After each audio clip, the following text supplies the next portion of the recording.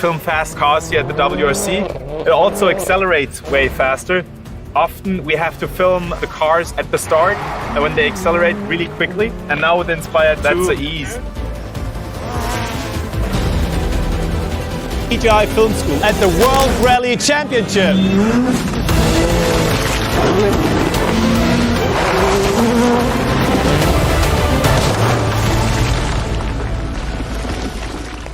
In this video, we want to give you some tips on how to fly a drone at a rally.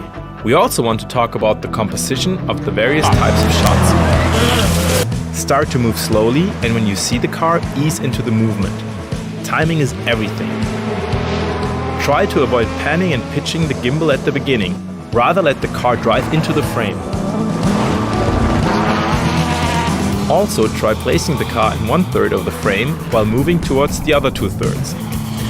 This composition technique is known as the rule of thirds. Let the car pass through the frame and briefly linger in the landscape to end the shot. Smoothly ease out of the movement. Try heading towards the horizon, for example. Don't try to follow the car for too long. Let it exit the frame at some point. We usually use 12 to 45mm lenses depending on the shot and the look we want to create. Remember that the X5S camera has a 2x crop factor, so a 12mm micro four thirds lens becomes a 24mm lens. Finding the right focal length is something that requires some practice. Do some test flights before the race to rehearse the camera movement. This will help you to get a feeling for it. A tracking shot is one of the classics. Follow the object in the frame by flying next to it at the same speed.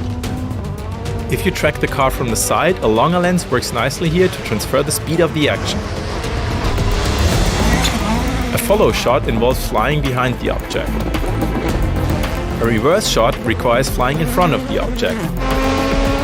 For those two shots, a shorter focal length works best if you want a more dramatic look.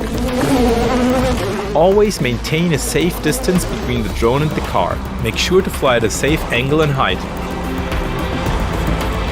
To give the editor the opportunity to create a dynamic edit, it's always nice to have a variety of shots he can choose from.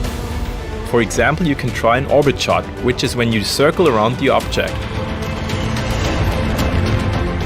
A top-down is another good shot that gives you the opportunity to show a different perspective.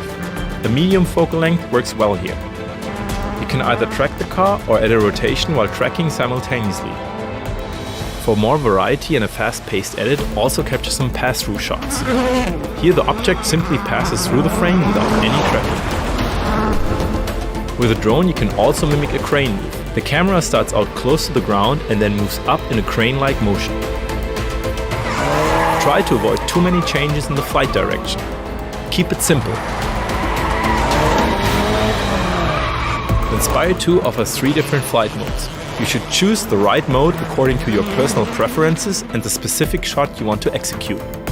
The position mode is great for shots where you have to keep a precise flight path or hover over one spot. This is useful for a crane or top shot, for example. The sport mode provides higher speed and acceleration, but it's harder to control the drone precisely because of the high agility. Use this mode if you want to follow a car at full speed. If you like the movement to fade out softly, the attitude mode is a great choice. Here the drone does not stop abruptly if you return the sticks to a neutral position.